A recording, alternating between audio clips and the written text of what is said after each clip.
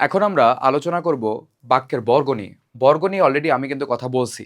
তোমাদেরকে বলছিলাম যে কয়েকটা শব্দ মিলে বর্গ তৈরি করে। যেমন সজল ও লতা। এখানে সজল ও লতা তিনটা শব্দ আছে। তিনটা শব্দ মিলে একটা গুচ্ছ তৈরি করলো। গুচ্ছ মানে কি? একসাথে অনেকগুলো থাকলে সেটাকে গুচ্ছ বলে। তো একটা গুচ্ছ তৈরি করলো এবং গুচ্ছ তৈরি করে এরা একটা বিশেষ্যর মতো কাজ করে। মানে কি সজল ও লতা বললে আসলে কোনো কিছুর নামই তো বোঝায়, তাই না? তাই এটাকে আমরা বলতে পারি যে এই তিনটা শব্দ একটা গুচ্ছ তৈরি করে একটা বিশেষ্যর মতো কাজ করে। তাই এই গুচ্ছটাকে বলা হয় বর্গ। আর এই বর্গগুলা হচ্ছে এক একটা পদের মতো কাজ করে, বিশেষ্যর মতো বা বিশেষণের মতো বা ক্রিয়ার মতো। হ্যাঁ, যেই পদের মতো কাজ করে সেই পদের মতো নাম হয়। বিশেষ্যর মতো কাজ করলে বিশেষ্য বর্গ, যদি তোমার ক্রিয়ার মতো কাজ করে ক্রিয়া বর্গ, বিশেষণের মতো করলে বিশেষণ বর্গ, ক্রিয়া বিশেষণের মতো করলে ক্রিয়া বিশেষণ বর্গ। ঠিক আছে? তো এটাকে ইংরেজিতে আমরা ফ্রেজ হিসেবে চিনি। ঠিক আছে? ফ্রেজ। ওকে, তো এই ফ্রেজের ব্যাপারে PHRASE, ঠিক আছে, ফ্রেজ। তো এই ফ্রেজটা কি? বাংলা যেটাকে বর্গ বলি, ইংরেজিতে ওটাই ফ্রেজ। তো বাক্যের মধ্যে এক বা একাধিক শব্দ দিয়ে গঠিত বাক্যাংশকে বর্গ বলে। মানে এটা এক বা একাধিক শব্দ দিয়ে হচ্ছে গঠিত হবে, একাধিক শব্দ দিয়ে নর্মালি গঠিত হয়। এবং বাক্যাংশ, বাক্যাংশ মানে বাক্যের অংশ। তো বর্গ হলো ঘনিষ্ঠভাবে সম্পর্কিত, মানে খুবই ক্লোজ, তোমার সাথে তোমার বেস্টির যেরকম সম্পর্ক সেরকম খুবই ক্লোজ। আমরা কয় নাম্বার পরিচ্ছেদ পড়তেছি? 32 নাম্বার পরিচ্ছেদ। দেখো, খুব ক্লোজ যে হচ্ছে তোমার সম্পর্ক। ওকে, এরকম একটা সম্পর্ক থাকে। বর্গ হলো ঘনিষ্ঠভাবে সম্পর্কিত শব্দের গুচ্ছ। ঠিক আছে? তো ঘনিষ্ঠভাবে সম্পর্কিত শব্দ, এই যে দেখো, ঘনিষ্ঠভাবে সম্পর্কিত, এটা কিন্তু শব্দের ব্যাপারে বলা হচ্ছে। এটা কিসের ব্যাপারে বলা হচ্ছে? এটা শব্দের ব্যাপারে হচ্ছে তোমার বলা হচ্ছে। তো ঘনিষ্ঠভাবে সম্পর্কিত শব্দ মানে সজল ও লতা। এই সজল ও লতা তিনটা শব্দ কিন্তু একে অপরের সাথে কানেক্টেড। কিভাবে? অর্থপূর্ণ হবে। ওকে, এই সজল ও লতা মিলেই হচ্ছে দুইজন মানুষের নামকে একসাথে বোঝাচ্ছে। তার মানে এদের মধ্যে কানেকশন আছে। এটা তো এরকম না যে তার দিয়ে যুক্ত থাকবে, তাই না? এগুলো তো তার দিয়ে যুক্ত থাকে না, এগুলো কানেক্টেড থাকে মিনিংফুললি। তো দেখো, বর্গকে বলা যায় বাক্যের একক। বর্গকে বলা যায় বাক্যের একক মানে কি? বাক্যের একক শব্দকে আমরা বাক্যের একক বলছি, আমরা বর্গকেও বাক্যের একক বলতে পারি। যেমন একটার পর একটা শব্দ জুড়ে দিয়ে একটা বাক্য হয়, এটা তো একদম বেসিক আইডিয়া। কিন্তু এটা থেকে একটু অ্যাডভান্স চিন্তা করো, এটা থেকে একটু অ্যাডভান্স চিন্তা করো, যে শব্দগুলা দিয়ে বাক্য তৈরি হয় ঠিকই, কিন্তু শব্দগুলা মিলে তো বর্গও তৈরি করে। কয়টা বর্গ মিলে আমরা একটা বাক্য তৈরি করে ফেলি। ঠিক আছে? মানে একটা, মনে করো যে বাক্যের ভিতরে তুমি যদি দেখো, তাহলে দেখবা কি অনেকগুলো বর্গ আছে, বর্গগুলোর ভিতরে কি আছে? শব্দই আছে। তার মানে বাক্য আলটিমেটলি শব্দ দিয়ে তৈরি হলেও একটু অ্যাডভান্স চিন্তা করলে আমরা বুঝবো যে আসলে একটার পরে আরেকটা বর্গ অ্যাড করে আমরা বাক্য তৈরি করি। মানে আমরা বাক্য যে বলি, একটার পর একটা বর্গ বলি, একটার পর একটা বর্গ বলি। ঠিক আছে? দেখো, তো এই জায়গাতে কি বলতেছে যে মনে করো বর্গকে বলা যায় বাক্যের একক, কেননা মানুষের, এই কথাটা খেয়াল করো, কেননা মানুষ কথা বলতে গিয়ে শব্দের পরে শব্দ না বসিয়ে প্রায় বর্গের পরে বর্গ বসায়। ঠিক আছে? তো বর্গের পরে বর্গ বসায়। যেমন খেয়াল করে দেখো, মালা ও মায়া খুব সকালে বাড়ির সামনে দাঁড়িয়ে থাকা স্কুল বাসে উঠে পড়লো। এই জায়গাতে যতগুলাকে আন্ডারলাইন করা আছে, 1 2 3 4 5, এই পাঁচটাই হচ্ছে বর্গ। এই পাঁচটা বর্গ মিলে এই পুরা বাক্যটা তৈরি হয়েছে। এখন তোমরা বলতে পারো যে ভাই এই বর্গগুলা কিসের মতো কাজ করে? এই লাইনে এই কথাই বলা হয়েছে। ওকে, তো এই বর্গগুলা কিসের মতো কাজ করে? এই বর্গগুলা আপনি বলছিলেন যে এক একটা পদের মতো কাজ করে, কেউ বিশেষ্যর মতো, কেউ বিশেষণের মতো, আরো অন্যান্য আছেই। তো এগুলা আসলে কিসের মতো কাজ করে? তুমি খেয়াল করে দেখো, এখানে ফার্স্টে চলো আমরা বিশেষ্য নিয়ে চিন্তা করি। বিশেষ্য মানে কোনো কিছুর নাম। এখানে নাম আছে কোথায় কোথায়? দেখো, মালা ও মায়া খুব সকালে, এই জায়গাতে মালা এবং মায়াটা হচ্ছে কি? নাম। খুব সকালে নাম না, বাড়ির সামনে দাঁড়িয়ে থাকা নাম বোঝাচ্ছে না। স্কুল বাস, এই যে নাম, উঠে পড়লো। এখন এই দুইটা নাম বোঝাচ্ছে এবং বর্গ কেন? দেখো, মালা ও মায়া তিনটা শব্দ বা তিনটা পদ মিলে একটা বর্গ তৈরি করছে। ওকে, স্কুল বাস দুইটা পদ, এই যে ব্রিজ দিয়ে যুক্ত আছে, হাইফেন বলছিলাম ব্রিজ, তোমাদের মনে আছে না? তো ব্রিজ দিয়ে যুক্ত আছে। তো এই যুক্ত থাকার ফলে তোমার কি হচ্ছে? যুক্ত থাকার ফলে এরা হচ্ছে দুইটা পদ মিলে একটা বর্গ তৈরি করেছে এবং দুইটাই নাম বোঝায়। তাই মালা ও মায়া এবং স্কুল বাস হচ্ছে বিশেষ্য পদের মতো কাজ করে। হ্যাঁ, তাই এগুলো হচ্ছে বিশেষ্য বর্গ। তারপর দেখো, খুব সকালে বাড়ির সামনে দাঁড়িয়ে থাকা স্কুল বাসে উঠে পড়লো। আমরা বুঝতে পারতেছি যে উঠে পড়লো, এটা হচ্ছে একটা ক্রিয়া বর্গ। এটা একটা কি? এটা হচ্ছে তোমার ক্রিয়া বর্গ। কি বর্গ? এটা হচ্ছে তোমার ক্রিয়া বর্গ। এখন তোমরা বুঝতেই পারতেছো যে উঠে পড়লো এটা একটা যৌগিক ক্রিয়া। কারণ কি, উঠে এটা হইতেছে কি অসমাপিকা ক্রিয়া। আমরা বলছিলাম যদি বলা হয় ওঠে, যেটার মানে হচ্ছে কোনো কিছু ওঠা বা উদিত হওয়া, ওকে, তো সেটা হচ্ছে কি সমাপিকা ক্রিয়া। বাট উঠে রস্য উ দিয়ে লিখলে এটা হচ্ছে অসমাপিকা ক্রিয়া। উঠে হচ্ছে অসমাপিকা ক্রিয়া, ঠিক আছে। পড়লো, পড়লো হচ্ছে সমাপিকা ক্রিয়া। এটা কমপ্লিটলি বুঝতে পারে, দুইটা মিলে যৌগিক ক্রিয়া তৈরি করে। আর এই দুইটা মিলে একটা ক্রিয়া বর্গ তৈরি করেছে, দুইটা ক্রিয়াপদ মিলে একটা ক্রিয়াপদ তৈরি করেছে, মানে ক্রিয়া বর্গ তৈরি করেছে, সরি। তো আমরা বুঝলাম তিনটা কি। এখন দেখো, খুব সকালে আর বাড়ির সামনে দাঁড়িয়ে থাকা। এখন তুমি একটা জিনিস চিন্তা করো, বাড়ির সামনে দাঁড়িয়ে থাকা এটা কি উঠে পড়ার ব্যাপারে বলতেছে নাকি স্কুল বাসের ব্যাপারে বলতেছে? চিন্তা করো, বাড়ির সামনে দাঁড়িয়ে থাকা, স্কুল বাসে উঠে পড়লো। হ্যাঁ ভাইয়া, বাড়ির সামনে দাঁড়িয়ে থাকা এই কথাটা স্কুল বাসের ব্যাপারে বলা হচ্ছে। তার মানে স্কুল বাস হচ্ছে একটা বিশেষ্য। সেই বিশেষ্যটা আসলে কেমন, সেই বিশেষ্যটা কেমন সেটার উত্তর দেয় হচ্ছে এই বর্গটা, বাড়ির সামনে দাঁড়িয়ে থাকা। এই বর্গটা হচ্ছে এটার উত্তর দেয়। স্কুল বাসটা হচ্ছে কেমন, কোন স্কুল বাসটা? স্কুল বাসকে স্কুল বাসের ব্যাপারে কিছু বলতেছে, মানে এই বর্গটা এই বর্গটার ব্যাপারে কিছু বলছে, এই বর্গটা এই বর্গর ব্যাপারে কিছু বলছে, মানে এই বর্গটা এই বর্গকে বিশেষিত করতেছে। বিশেষণে পড়ছিলাম না আমরা যে একটা শব্দ আরেকটা শব্দকে যদি বিশেষিত করে তাহলে এই শব্দটা ওই শব্দের বিশেষণ হবে, বুঝছো? তো মানে এই শব্দটা যদি ওই শব্দটাকে বিশেষিত করে তাহলে এই শব্দটা ওই শব্দের বিশেষণ হবে, এভাবে বোঝালাম। তো তোমরা এ বি দিয়েও চিন্তা করতে পারো যে এ যদি বি কে বিশেষিত করে তাহলে এ হচ্ছে বি এর বিশেষণ, সেরকম এটা এটাকে বিশেষিত করতেছে, মানে এইটা এটার ব্যাপারে কিছু বলতেছে। স্কুল বাস, কোন স্কুল বাস? বাড়ির সামনে দাঁড়িয়ে থাকা, তাই এটা হচ্ছে তোমার বিশেষণের মতো কাজ করে। আর দেখো চারটা শব্দ মিলে হচ্ছে একটা একটা বর্গ তৈরি করছে, তাই এটা হচ্ছে বিশেষণ বর্গ। এখন খুব সকালে একটা সময় বলা হচ্ছে, এটা কিসের সময়? উঠে পড়ার সময়, বাসে উঠে পড়ার সময়। তো এই যে বাসে উঠে পড়া বা কোনো কিছুতে উঠে পড়া এটা কি একটা ক্রিয়া, কাজ। এখন ক্রিয়ার সময় বোঝাচ্ছে এই খুব সকালে দিয়ে, ক্রিয়ার সময় বোঝাচ্ছে এই খুব সকালে দিয়ে। এখন ক্রিয়া সম্পাদনের সময় বা স্থান যদি কোনো পদ দিয়ে প্রকাশিত হয় সেটাকে আমরা কি বলি? ক্রিয়া বিশেষণ। তার মানে এটা হচ্ছে তোমার ক্রিয়া বিশেষণ বর্গ, কারণ ক্রিয়া কমপ্লিট হওয়ার সময় বোঝাচ্ছে।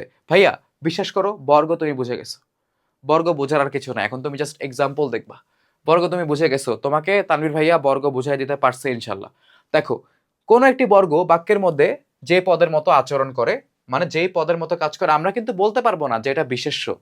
এই চারটা শব্দকে মিলে আমরা বলতে পারবো না যে এরা হচ্ছে বিশেষ্য পদ, না। মানে বা সরি, এটা হচ্ছে তোমার কি ছিল? বিশেষণ। এটা বলতে পারবো না যে এটা বিশেষণ পদ। আমরা এটাকে যদি পরিচিত করতে চাই আমাদেরকে বলতে হবে এটা বিশেষণ বর্গ। আমাদের কি বলতে হবে? এটা হচ্ছে তোমার বিশেষণ বর্গ, ঠিক আছে। তো দেখো, কোনো একটি বর্গ বাক্যের মধ্যে যে পদের মতো আচরণ করে, যেই পদের মতো কাজ করে, যেমন দেখছি যে এটা বিশেষণের মতো আচরণ করে, এটা বিশেষণ বর্গ। এটা ক্রিয়া বিশেষণের মতো আচরণ করছে, এটা ক্রিয়া বিশেষণ বর্গ। এইটা আর এইটা বিশেষ্যর মতো কাজ করতেছে, এটা হচ্ছে বিশেষ্য বর্গ, ঠিক আছে। তো এরকম, তো কোনো একটি বর্গ বাক্যের মধ্যে যে পদের মতো আচরণ করে সেই পদের নাম অনুযায়ী বর্গের নাম হয়। উপরের উদাহরণে মালা ও মায়া এবং স্কুল বাস হচ্ছে বিশেষ্য বর্গ, ঠিক আছে। স্কুল বাস, মালা ও মায়া বিশেষ্য বর্গ, ওকে। তারপর হচ্ছে আমাদের কি আছে? বাড়ির সামনে দাঁড়িয়ে থাকা হচ্ছে ক্রিয়া বিশেষণ বর্গ। কি তোমার হচ্ছে বাড়ির সামনে দাঁড়িয়ে থাকা হচ্ছে বিশেষণ বর্গ, সরি বারবার এটার উল্টাপাল্টা বলতেছি। বাড়ির সামনে দাঁড়িয়ে থাকা যেন কি ছিল? বিশেষণ বর্গ। কারণ কি, এইটা স্কুল বাসটাকে হচ্ছে মডিফাই করতেছে বা স্কুল বাসটাকে বিশেষিত করতেছে। ওকে, বাড়ির সামনে দাঁড়িয়ে থাকা হচ্ছে আমাদের বিশেষণ বর্গ। খুব সকালে ক্রিয়া বিশেষণ বর্গ, উঠে পড়লো হচ্ছে ক্রিয়া বর্গ। নিচে আমরা কয়েক ধরনের বর্গ সম্পর্কে আলোচনা করব। ফার্স্টে হচ্ছে বিশেষ্য বর্গ। এটা কি? বিশেষ্যর মতো আচরণ করে, এটা আমরা বুঝছি, ডেফিনেশন বুঝছি যে ভাইয়া বিশেষ্য বর্গ বিশেষ্যর মতো আলোচনা করে। তো এতটুকু যদি ইজি হইতো তাহলে এই জায়গায় দিছে কেন? এতটুকু ইজি না, একটু প্যারা আছে। তোমাকে বুঝতে হবে যে বিশেষ্য বর্গগুলো আসলে কিভাবে গঠিত হয়। বিশেষ্য বর্গগুলো আসলে কিভাবে গঠিত হয় খেয়াল করো, হ্যাঁ। বিশেষ্যর আগে এক বা একাধিক বিশেষণ বা সম্বন্ধ পদ, ঠিক আছে। এক বা একাধিক বিশেষণ, দেখো এক বা একাধিক বিশেষণ বা সম্বন্ধ পদ যুক্ত হয়ে, ঠিক আছে। মানে কি সম্বন্ধ পদ? মানে দেখো এই যে এটা হচ্ছে সম্বন্ধ পদ, আমার সম্পর্ক বোঝায়, আমার ভাই, আমার বই, আমার সাথে কানেকশন আছে, বা আমার মালিকানা এই জিনিসটা, বা এই জিনিসটা আমার, বা এই মানুষটা আমার ভাই, এরকম যদি বোঝায় সেটাকে আমরা সম্বন্ধ পদ বলি। সহজে বুঝে গেলাম, ডেফিনেশন দরকার নেই, তুমি বুঝলেই হবে। তো এক বা একাধিক বিশেষণ বা সম্বন্ধ পদ, তো কার আগে বসে? বিশেষ্যর আগে। খেয়াল করে দেখো, ছেলেটি বিশেষ্য, ছেলেটি বিশেষ্য, ভাই বিশেষ্য, ঠিক আছে। তো এটা হচ্ছে কি, এই দুইটা হচ্ছে তোমার বিশেষ্য, নিচেরটা আলাদা। তো ছেলেটি এবং ভাই বিশেষ্য, তার আগে কি বসছে দেখো, তার আগে কি বসছে, কি বলছে, বিশেষ্যর আগে, মানে এই বিশেষ্যগুলার আগে, ঠিক আছে, এক বা একাধিক বিশেষণ বা সম্বন্ধ পদ বসতে পারে। তো দেখো এই জায়গাতে কি আছে, অসুস্থ, অসুস্থ কি, ছেলেটার অবস্থা বোঝাচ্ছে, তার মানে অসুস্থ হচ্ছে আমাদের বিশেষণ। তো বিশেষণ পাইলাম আমরা, একটা বিশেষণ পেয়েছি, আর আমার হচ্ছে সম্বন্ধ পদ, তার মানে আগে বিশেষণ বা সম্বন্ধ পদ একটাও বসতে পারে, একাধিকও বসতে পারে। আমরা এখানে একটা একটা করে এক্সাম্পলই দেখতেছি, একটা বিশেষণ একটা সম্বন্ধ পদ, তারপরে বিশেষ্য বসবে। এইভাবে হচ্ছে আমাদের কি তৈরি করে, এইভাবে হচ্ছে বিশেষ্য বর্গ তৈরি করে, ঠিক আছে। এটা হচ্ছে এক নাম্বার ওয়ে, এটা হচ্ছে এক নাম্বার ওয়ে। দুই নাম্বার ওয়ে আছে, দেখো অসুস্থ ছেলেটি আজ স্কুলে আসেনি, এক্সাম্পল থেকে বুঝতে পারলাম এটা বিশেষণ, এটা হচ্ছে বিশেষ্য, মিলে বিশেষ্য বর্গ তৈরি করেছে। এটা হচ্ছে সম্বন্ধ পদ, এটা বিশেষ্য, মিলে হচ্ছে তোমার কি তৈরি করেছে, আ মানে বিশেষ্য বর্গ তৈরি করেছে। ওকে, ভাই বিশেষ্য, কারণ কি ভাই তোমার সম্পর্কিত কোনো ব্যক্তির নাম। দেখো, তো আবার যোজক দ্বারা দুইটা বিশেষ্যকে যুক্ত করেও, মানে যোজক দিয়ে দুইটা বিশেষ্যকে যুক্ত করেও হচ্ছে বিশেষ্য বর্গ হয়। যোজক দিয়ে দুইটা বিশেষ্যকে যুক্ত করেও বিশেষ্য বর্গ হয়। যেমন রহিম একটা বিশেষ্য, করিম একটা বিশেষ্য, যেরকম আমরা দেখছিলাম হচ্ছে সজল ও লতা। সজল একটা বিশেষ্য, লতা একটা বিশেষ্য। মালা ও মায়া, এখানে যেটা দেখলাম, মালা একটা বিশেষ্য, মায়া একটা বিশেষ্য, তারা যোজক দিয়ে যুক্ত হয়েছে। এই পুরোটাকে আমরা বলতে পারি বিশেষ্য বর্গ। এখন চলো আসো বিশেষণ বর্গ আমরা দেখি। বিশেষণ বর্গ বিশেষণের মতো হচ্ছে কাজ করে। দেখো বিশেষণ বর্গ, বিশেষণ জাতীয় শব্দের গুচ্ছকে বলা হয়, বলা যায় বিশেষণ বর্গ। কথাটা কি বলছে দেখছো, বিশেষণ জাতীয় শব্দের গুচ্ছ, মানে এখানে কোনো কনফিউশন নাই, কথাটা বুঝো। ভাষা বুঝতে হবে, ভাষা দিয়ে যে কথা দিয়ে যে কে বোঝাইছে এটা বুঝতে হবে। তোমাকে কিন্তু বিশেষতে বলছিল যে এখানে তোমার বিশেষণ যুক্ত হতে পারে শুরুতে, বা সম্বন্ধ পদ যুক্ত হতে পারে, তারপরে বিশেষ্য আসবে, সবকিছু মিলে বিশেষ্য বর্গ তৈরি করবে। কিন্তু এখানে কিন্তু বলতেছে যে বিশেষণ জাতীয় শব্দ, মানে কি, সব শব্দই এখানে বিশেষণ বর্গর মধ্যে যা থাকবে সবই বিশেষণ, বিশেষণ বর্গের মধ্যে যা থাকবে সবই হচ্ছে তোমার বিশেষণ। দেখো বিশেষণ জাতীয় শব্দের গুচ্ছকে বিশেষণ বর্গ বলে। আমটা দেখতে ভারী সুন্দর, ভারী সুন্দর, হ্যাঁ।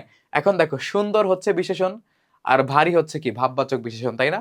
কারণ কি, বিশেষণের মাত্রা বোঝাচ্ছে ভারী দিয়ে, আর সেই যে বিশেষণগুলা অন্য একটা বিশেষণকে বিশেষিত করে তাকে ভাববাচক বিশেষণ বলে। তো ভারী, দেখো ভারী সুন্দর, লোকটা সত্যিকারের নির্লোভ, ঠিক আছে, পোকায় খাওয়া কাঠ। এখন দেখো এগুলা বিশেষণ বর্গ কেন, কারণ আমটা কিরকম, আমটা কতটুকু সুন্দর সেটা প্রকাশ করতেছে এই বর্গ দিয়ে। হ্যাঁ, ভদ্রলোক আসলে কেমন, ভদ্রলোকের চরিত্র কেমন, ভদ্রলোকের গুণ প্রকাশ পাচ্ছে এই জায়গাতে, সত্যিকারের নির্লোভ, ঠিক আছে। পোকায় খাওয়া কাঠ দিয়ে আসবাব বানানো ঠিক নয়, এখানে কাঠটা কিরকম, কাঠের গুণাগুণ বা কাঠের অবস্থা প্রকাশ করতেছে পোকায় খাওয়া এই বর্গটা দিয়ে। হ্যাঁ, এবং এই জায়গাতে তোমরা দেখলেই বুঝবে এগুলো বিশেষণ টাইপের শব্দ সব, ঠিক আছে, পোকায় খাওয়া, ঠিক আছে, সত্যিকারের নির্লোভ, তারপর ভারী সুন্দর, তাই বলতেছে বিশেষণ জাতীয় শব্দের গুচ্ছ এগুলা, এবং এটাকে কি বলা হয়, বিশেষণ বর্গ। ক্রিয়া বিশেষণ বর্গ কি, ক্রিয়া কোনো ক্রিয়াপদের, মনে করো যে সময় বা কোনো ক্রিয়াপদ হওয়ার স্থান বা ক্রিয়াপদটা কিভাবে সংগঠিত হয়, মানে কাজটা কিভাবে হচ্ছে সেই সব প্রকাশ করলে আমরা বলতে পারি ক্রিয়া বিশেষণের মতো কাজ করছে, তাই না? যদি কোনো বর্গ এরকম কাজ করে তাহলে সেটাকে আমরা বলবো ক্রিয়া বিশেষণ বর্গ। যে শব্দগুচ্ছ ক্রিয়া বিশেষণ হিসেবে কাজ করে তাকে ক্রিয়া বিশেষণ বর্গ বলে। শব্দগুচ্ছ মানে আবারও বলি, কয়টা শব্দকে একত্রিত করলে সেটাকে শব্দগুচ্ছ বলা হয়। ওকে, যেমন দেখো সকাল 8টার সময় সে রওনা হলো। তো এখানে খেয়াল করো, এখানে ক্রিয়াটা কি, রওনা হওয়াটা হচ্ছে ক্রিয়া, রওনা হওয়াটা ক্রিয়া। আর সকাল 8টার সময় এই তিনটা শব্দের গুচ্ছ বা তিনটা শব্দের গুচ্ছ মিলে কি তৈরি করলো, একটা বর্গ। এই বর্গটা দিয়ে আসলে এই ক্রিয়া সম্পাদনা হওয়ার সময়টা বোঝায়, বা এই ক্রিয়াটা হওয়ার সময় বোঝায়, বা এই রওনা হওয়ার কাজটা কখন হয়েছে সেটা বোঝায়। তাই আমরা এটাকে বলবো হচ্ছে ক্রিয়া বিশেষণ বর্গ। আর যদি কোনো কনফিউশন থাকে প্লিজ ক্রিয়া বিশেষণ পড়ে আসো, ক্লাসটা করে আসো এই জায়গা থেকে, সব একদম সিরিয়ালি দেওয়া আছে, কোনো সমস্যা নাই। তারপর আমরা 10 নম্বর প্ল্যাটফর্মে গিয়ে দাঁড়ালাম। এই যে গিয়ে দাঁড়ানোর যে কাজটা, গিয়ে দাঁড়ানোর যে কাজটা এটা কোন জায়গায় হয়েছে, গিয়ে দাঁড়ালাম, এই গিয়ে দাঁড়ানোর যে কাজটা এটা কোন স্থানে হয়েছে, ক্রিয়া সংঘটিত হওয়ার স্থান বোঝালেও সেটা ক্রিয়া বিশেষণ হয়, ক্রিয়া সংঘটিত হওয়ার স্থান বোঝালেও সেটা ক্রিয়া বিশেষণ হয়। মানে এই টপিকের ভিতরে তোমাকে ক্রিয়া বিশেষণ পড়ায় দিচ্ছি আমি, ক্রিয়া সংঘটিত হওয়ার স্থান বোঝালেও সেটা ক্রিয়া বিশেষণ হয়। যেমন দেখো এটা হচ্ছে স্থান বোঝাচ্ছে, তাই এটা হচ্ছে আমাদের ক্রিয়া বিশেষণ বর্গ, এই বর্গটা ক্রিয়া বিশেষণের মতো কাজ করে। দেখো এই যে বসে থাকার যেই তোমার কাজটা, এই যে বসে আছি, এটা কখন হয়েছে? বসে থাকার যে কাজটা এটা কখন হয়েছে? সকাল 8টা থেকে। ঠিক আছে, সকাল থেকে বসে আছি মানে সময়টা বোঝাচ্ছে, তাই ক্রিয়া বিশেষণ বর্গ। বেঁচে থাকার মতো সামান্য কয়টা টাকা বেতন পাই। ঠিক আছে, যে বেতন পাওয়ার যে বিষয়টা, কি বেতন পাই? টাকা বেতন পাই। এখন কি রকম টাকা? মানে বেতন যে পাই, বেতনটা তো টাকাই পাই, তাই না? সহজে বোঝাচ্ছি। এই উদাহরণটা আসলে একটু কমপ্লিকেটেড, বাট তোমাদেরকে ইজি করে দিচ্ছি। ওকে, বেতন পাওয়ার যে বিষয়টা, বেতন পাই কি? আমরা টাকা বেতন পাই। মানে এই যে বেতন যে পাই, টাকাটাই তো বেতন, তাই না? মানে বেতন মানে টাকা, টাকা মানে বেতন। এখন এই বেতনটা কিরকম? এই বেতনের পরিমাণটা কিরকম? বেতন পাওয়ার ব্যাপারটা কিরকম? বেঁচে থাকার মতো সামান্য, মানে বেঁচে থাকার মতো।